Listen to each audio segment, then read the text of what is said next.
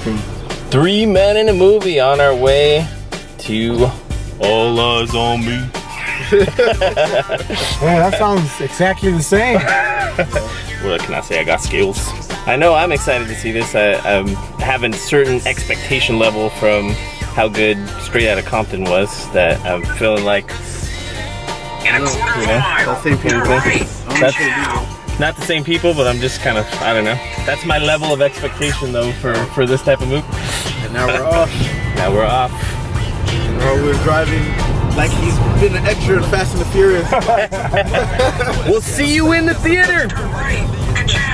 Harkins On the road.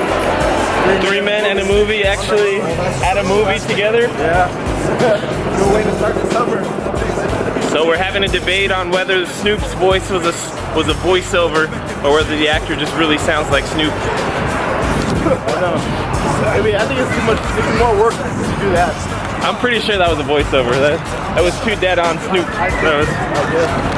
Let's call Snoop up and ask him. The auditions were like, Snoop Dogg auditioning here, but like, sounds like me. Feel double D. All right, we'll catch you at the review. This is episode 9 of 3 Men and a Movie. We're here today to talk about All Eyez on Me, the story of Tupac Shakur. Get that straight. It's the story of Tupac Shakur, not All Eyez on Hans. No, that's a separate story. That apparently only I'm interested in, but... Agreed. So where do we want to start? Okay, let's start with our rating. I think that's an appropriate thing to do because we just saw it right now and we obviously forked up cash for it. I bought the tickets or whatever. Yes, he did. He owed us. Yeah, but Hans had promised, remember in the old, let's throw back here, remember in the old On the Star Wars episode. thing, we had him on tape and it somehow... Should have brought Never back happened. the Yeah. We should edit a clip of that on this in slow motion. He's gonna pay for it. Yes, absolutely. Sure. All right. So a rating. I say I paid for it. You could pay for it too. But there's like a parentheses in there. I think pay for it if you're a fan or if you grew up in the era. If not, you could wait for it. It's not something that you have to go out and see. And I think whether or not you're a fan of Tupac, you can enjoy the movie, and I would say go out and have a good time and pay for it. Yeah, I agree with Hans. I'll pay for it, especially like if you're in a demographic of 40 and down that actually grew up during that time when Tupac was pretty relevant. Especially for the young people too, because I'm pretty sure a lot of the young people has heard Tupac and you want to see more in-depth story on Tupac other than his music. I would recommend seeing that as well. Yeah, it's gonna make tons of cash. That I know. Well, yeah. Like nobody gives a shit what I'm saying. Like nobody cares. We're gonna put the little graphic underneath. You wait for it and then pay for it, and then they're still gonna go Do like, whatever watch they were it. gonna do anyway. Yeah, because we saw it at the movie theater. It was like super packed. Yeah, super packed. And we went to the first show. And like, as we were leaving, you could see everybody's still arriving to the next show, and there's like another 2 shows tonight. Yeah. So people are gonna watch it. So let's talk about what we liked from the movie, or what we liked best. I think for me, what I liked best was it was almost like it was a music video within a movie, and so I really enjoyed, since I can't think of a Tupac song that I don't like. He was a great artist, and so for me, I really enjoyed the music video within the movie. It was, probably the most entertaining part of the movie. Yeah. Other than that, and I also like the story because I was really young when Tupac was like at his highest. So I only just doing the music. So actually seeing the story in front of me just gave more appreciation of his work and kind of struggles that he his went background, through. yeah, because there was a lot in his background that I never had any clue about that really kind of explains a lot of his songs and a lot of his early music and the message that was behind it. Or you did, but you couldn't really like visualize it. So this kind of put more, of a perspective. You could actually see the struggle, especially with his mom and stuff like that. There's a lot of people out there that have those type of families, and it's tough.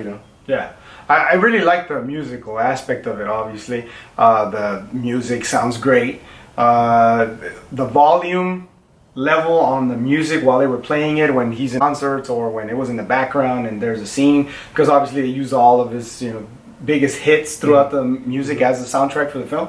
It sounded really good. Yeah. And it was loud and pumping and thumping with a lot of bass, which is good to hear when you're in the theater and you're waiting to get that feeling where you're pumped up and stuff. The music aspect of it did. And then Robert, when he uses the word thumping,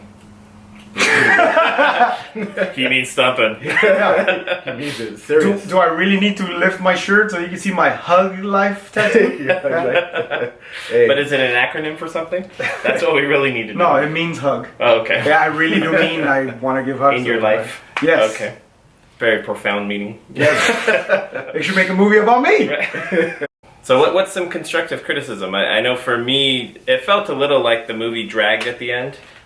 When they got through all of the music and then they were actually finishing off the story, it felt like the pace wasn't there, and it felt like it kind of dragged at the end. Yeah, I think it seemed like they were trying to just fill in stuff just to get to the end, because everybody knows what happens after all the good stuff happens. He dies. So I think they were like, wait, hold on, let's just put this stuff in before the grand finale and stuff. So I think it was just them trying to add some kind of like their own ideas to it, so that of what happened. Because I think nobody knows that story in between the big events. So I guess that's what they try to fill in. Even though there's stuff that we didn't know, the good thing is that no matter what we say during this episode, there are no spoilers, really. Yeah. No, it's We and then he turns He into gets a shot superhero. at the end! And this whole time, This whole time I thought he lived! yeah. And then you go ahead. No, you. Okay. No, the thing that Alright, let's end this hug fest and somebody go. Hug life, baby. Hug life. Garrett Ellis, the guy who plays Snoop Dogg, we all were thinking like, was that his real voice actually playing Snoop Dogg? I still they think do it was a voiceover.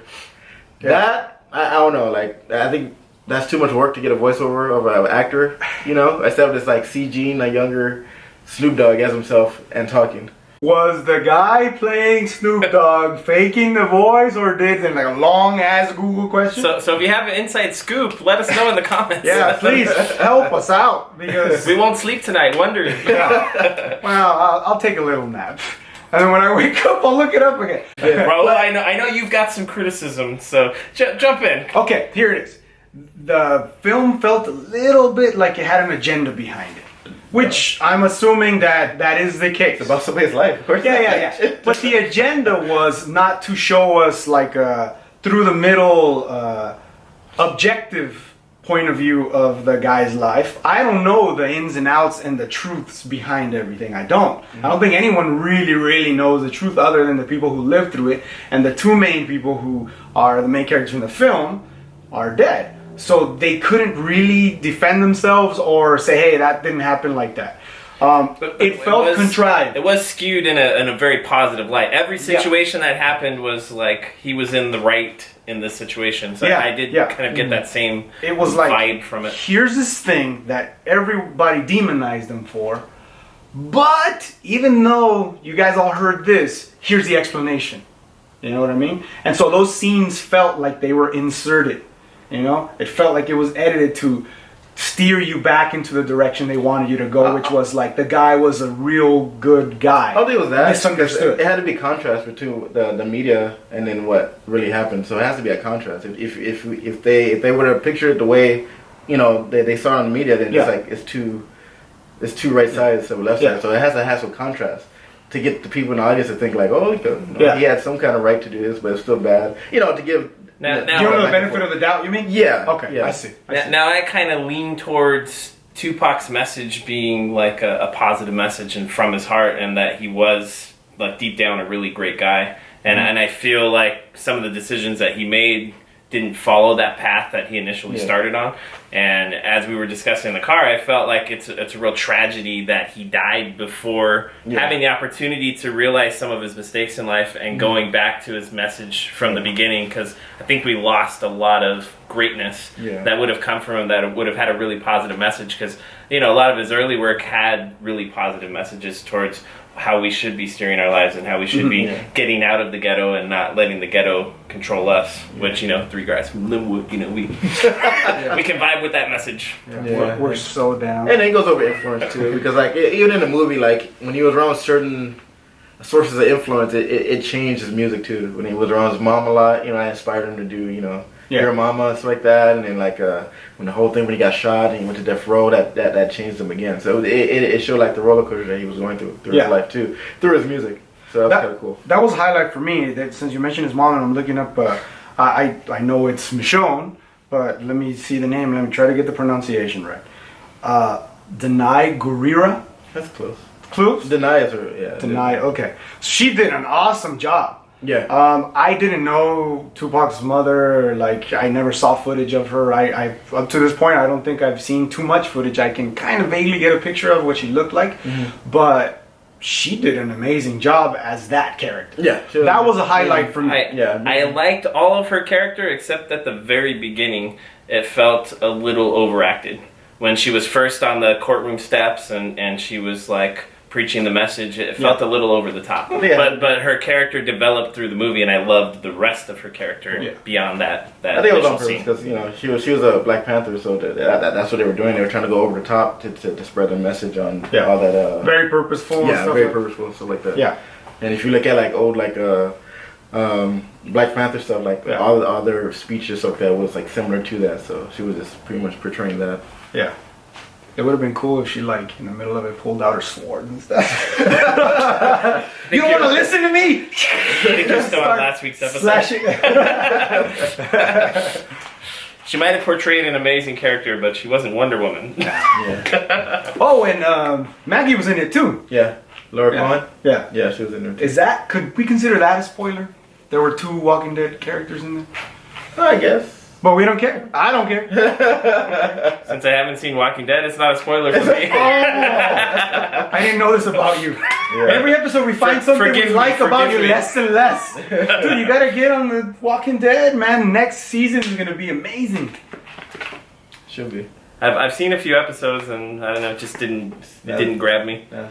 This is the first time that 3 men, you know, were able to get out on Thursday and stuff and go watch the film before it opens up before for the everybody. weekend. Yeah. So, is there something that we should tell people about that they need to be looking out for? I think I like the actor that played Suge Knight in this one better than Cerritos Compton.